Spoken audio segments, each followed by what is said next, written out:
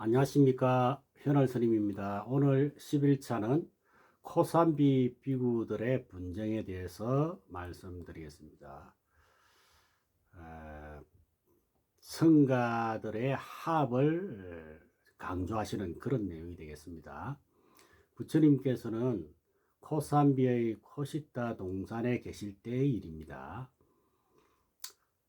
코산비 비구들은 사소한 문제가 발단이 돼 가지고 두 패로 나누어서 서로 싸우게 되죠.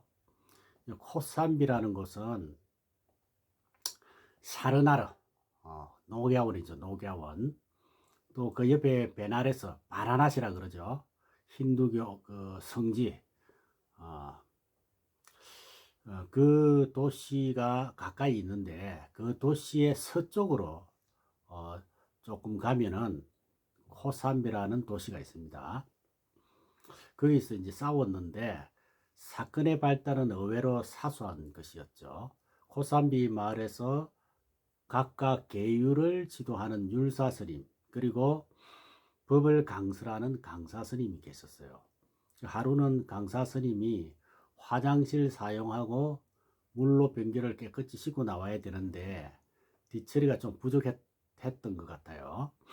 이 때문에 강사스님은 율사스님에 의해서 경미한 계율 위반의 혐의를 받죠. 강사 스님은 자존심이 강한 사람이었고 자신이 고의로 그런 것이 아닌 만큼 잘못한 게 없다 이렇게 항변을 합니다.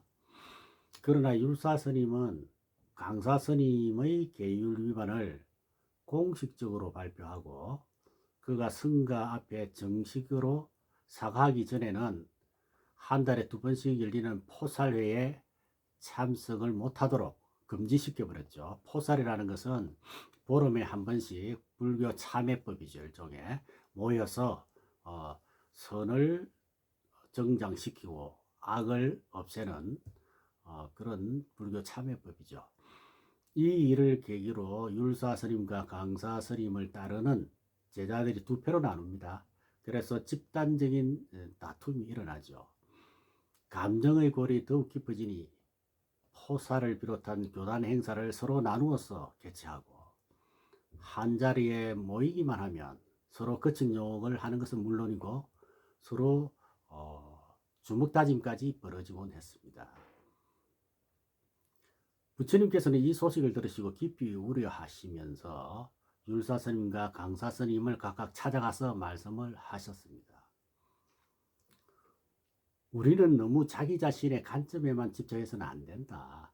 상대방 관점을 이해하기 위해서 주의 깊게 귀를 기울여야 한다.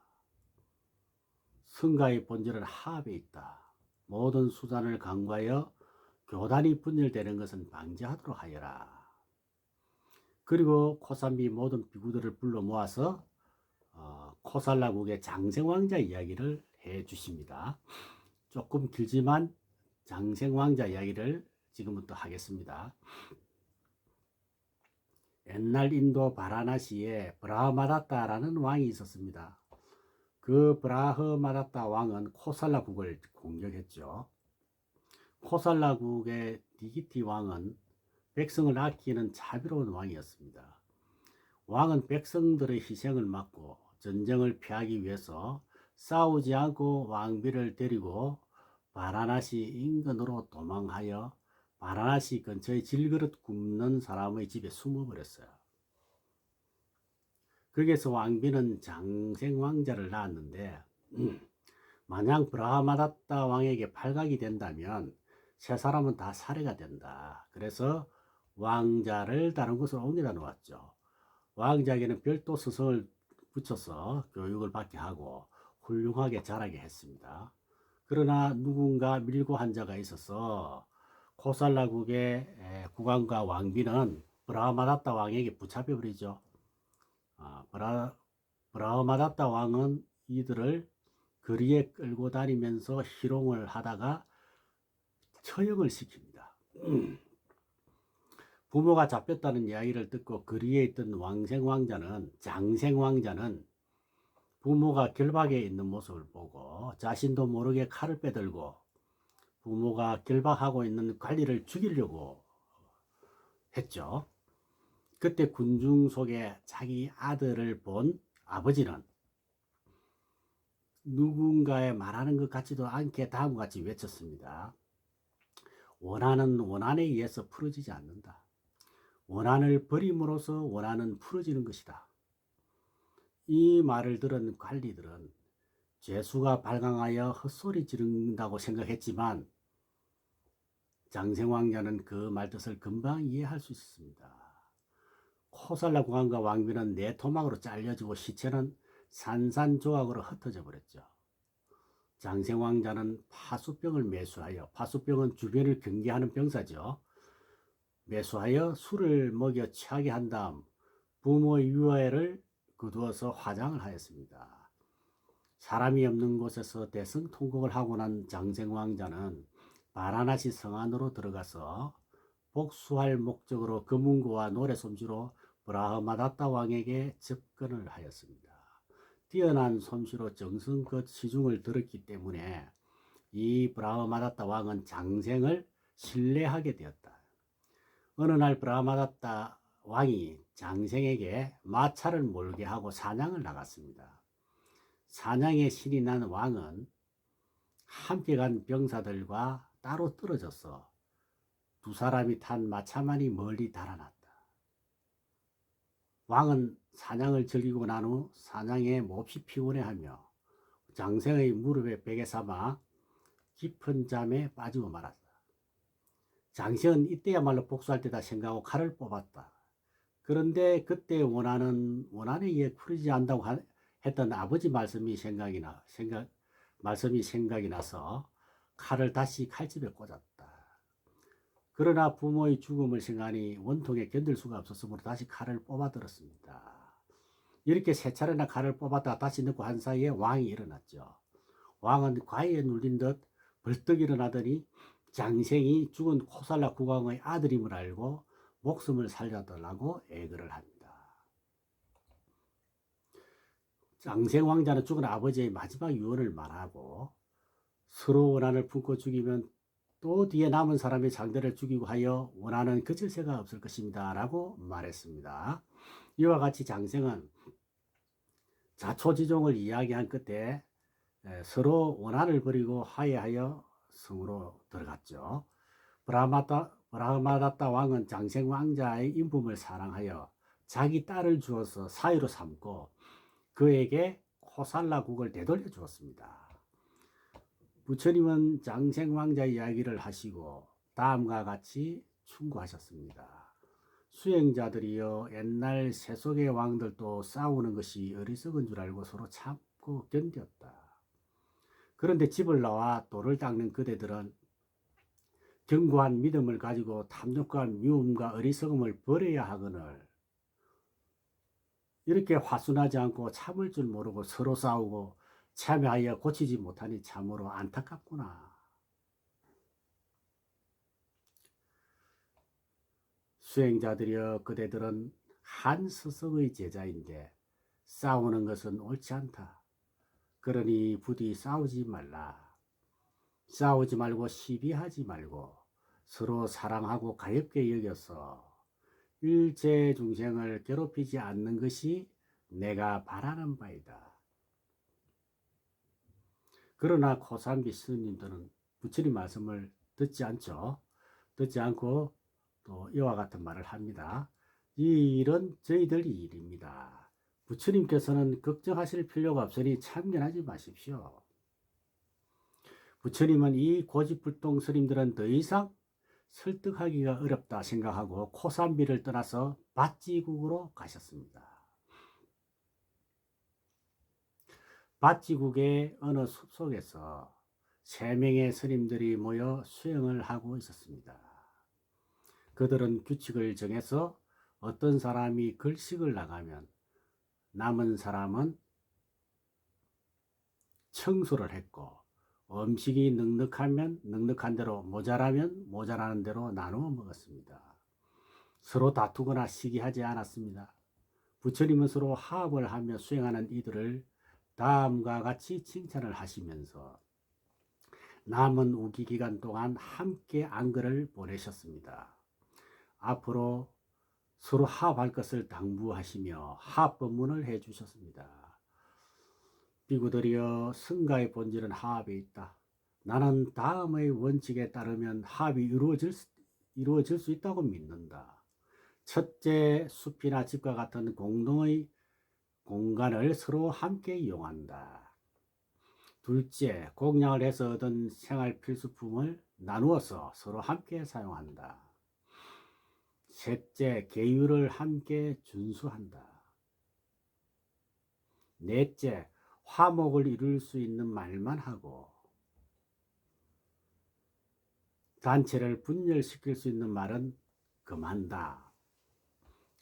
다섯째, 수행을 통해 얻은 생각과 이해를 함께 나눈다. 여섯째, 남의 생각을 존중하고 남에게 자신의 생각을 강요하지 않는다.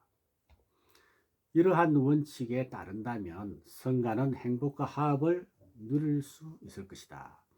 우리는 다 함께 이 6가지 원칙을 지켜나가도록 하자. 이렇게 6가지 원칙을 말씀해 주셨습니다. 밭지국에서 안거를 마치신 후에 부처님은 다시 팔리레야카라는 고장으로 갔습니다. 부처님은 나무 그늘에 앉았어. 코산비 비구들이 서로 싸우는 번거로움과 홀로 있는 고요함을 견주면서 생각에 잠겨 있었습니다. 바로 그때 큰 코끼리 한 마리가 부처님께 다가왔습니다. 그 코끼리는 다른 코끼리 떼와 함께 살았는데 많은 코끼리들과 함께 살며 혼잡한 환경 속에서 먹을 것도 제대로 먹지 못하고 물을 마시려 하면 물이 더럽혀지고 강을 건너려고 하면 많은 코끼리들이 비집고 들어오는 바람에 귀찮아서 혼자 지내려고 나온 것이었다. 코끼리는 물 위에서 벗어나 홀로 되어 숲속으로 와서 홀로 앉아 계신 부처님 곁으로 왔습니다. 큰 코끼리는 부처님을 위해서 긴 코로 먹을 것을 날라주고 근처에 풀을 뜯어치우며 부처님의 수행을 도왔습니다. 그때 부처님은 이 코끼리를 보고 다음과 같이 개송을 읊었습니다. 어깨가 떡 벌어진 코끼리가 그 무리를 떠나 마음대로 숲속을 거니듯이 무소의 불처럼 혼자서 가라. 만일 그대가 현명하고 일에 협조하고 예절 바르고 총명한 동반자를 얻지 못한다면 마치 왕이 정복했던 나라를 버리고 가듯이 무소의 불처럼 혼자서 가라. 이렇게 3개월간을 발리레야카의 숲에서 머물러 계시다가 부처님은 사위성의 기원정사로 향했습니다. 한편 부처님이 떠나신 후에도 코산비의 분쟁은 해결될 기미가 없어 더욱 악한 일로에 치달았습니다. 그런데 이러한 분쟁을 해결한 것은 뜻밖에도 제가 신도들이었습니다. 코산비 제자들은 부처님께서 아무 말씀 없이 떠나가셨다는 말을 듣고 이 제가자들은 서운해하고 슬퍼했습니다.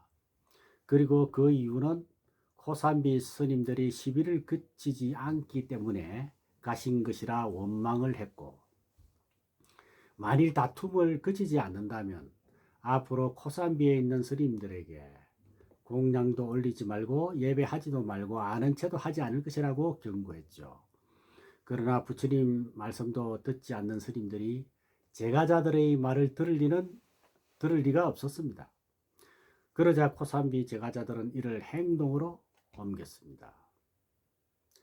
공양을 받을 수 없게 되고 왕따를 당해서 생활이 어렵게 된 코산비 스님들은 하는 수 없이 사이성으로 부처님을 찾아 길을 떠났습니다. 드디어 코산비 스님들이 사이성에 도착했습니다. 교단의 상수 제자인 사리불 존자는 먼저 코산비의 모든 비구들에게 평등한 옷과 음식을 나눠주며 거처는 일단 양쪽으로 서로 갈라놓고 윗사람부터 윗자리를 차례대로 자리를 정해 주었습니다. 한편 이와 같은 소동이 벌어지는 동안 이 일의 원인을 일으킨 강사 스님은 혼자서 반성을 하고 있었습니다. 소소한 일이지만 자신이 계율을 범한 것임을 깨닫게 되었습니다. 그는 사리불 존자의 친절에 감사하며 자신으로 인해 이런 일이 생기게 된 것에 미안하다고 말했습니다.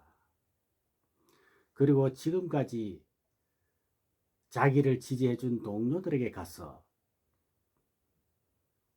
자기가 계율을 어겼다고 참여하고 사과를 했습니다. 동료 스님들은 강사 스님을 데리고 부처님에게 가서 그 취지를 말씀드리고 처분을 바랬습니다. 그래서 부처님의 지시에 의해 규율대로 회의를 열고 유죄 판결을 내렸습니다. 이 일이 끝나자 강사 스님의 동료들은 반대파가 있는 곳에 찾아가서 경과를 이야기하고 화해를 청했습니다. 그들은 화해를 받아들였고 서로 사과했으며 이렇게 문제는 마무리되었습니다. 부처님의 지시에 따라 전원이 집합하여 임시회의를 열고 그 경위를 알렸습니다. 이제 교단의 불화는 말끔히 해소되고 다시 온전한 화해가 이루어졌음을 서로 확인했습니다. 부처님은 사위성에 있는 스님과 고산비에서 온 스님들을 한테 모아놓고 다음과 같이 말씀하셨습니다. 내가 지금까지 제정하여 놓은 모든 계율은 곧 너희들의 보호자여 스승이다. 바로 너희들이 믿고 의지하여 목숨 다하도록 지켜야 할 것이다. 하나라도 범하게 되면 법대로 다스림을 받고 참회해야 한다. 그리고 계율은 오로지 교단과 화합을 위하고 대중이 안락하게 수행하도록 하기 위해서 있는 것임을 알아라. 그러므로 많은 계율을 가운데서 중요한 것을 제하고 그 나머지 사소한 계율에 대해서는 너무 고집하여 범하고 범하지 않는 것을 캐냄으로써 시비를 일삼지 않도록 하여라. 이치에 끝나지 않도록 두루 살펴서 삼가할 것은 삼가하며 윗사람을 공경하고 아랫사람을 사랑하여 서로 화합하고 예의와 법도에 맞도록 할 것이다. 이것이 곧 출가하여 수행하는 사람들이 공경하고 순종할 법이다. 이렇게 부처님이 말씀을 해 주셨죠. 코산비 스님들은 부처님의 말씀을 듣고 자신들의 허물을 진심으로 뉘우쳐 참여하고 다시 화합을 이룰 수 있었습니다. 부처님의 말씀처럼 성가의 본질은 화합에 있습니다. 부처님이 계신 당시의 사소한 다툼이 성가의 분열까지 이어진 코산비 사건처럼 불교 수행자의 모임 또한 크고 작은 다툼이 생겨납니다. 이럴 때 우리는 부처님께서 밭지국에서 3명의 스님들이 사이좋게 수행할 때 말씀하신 6가지 합의 원칙을 자주 되새겨야 할 것 같습니다. 작은 싸움이 큰 싸움으로 번지지 않도록 부처님의 화합법문을 깊이 명심하고 실천해서 서로 화합하며 살 수 있도록 노력해야 되겠습니다. 지금까지 코산비 비구들의 사건에 대해서 말씀을 드렸습니다. 부처님은 화합법문, 화합을 하도록 화합법문을 해주셨다는 것입니다. 자, 오늘 수업 여기까지 하겠습니다. 다음 11일째는 무위법, 유위법에 대해서 공부하도록 하겠습니다. 여러분 수고 많이 하셨습니다. 성불하십시오.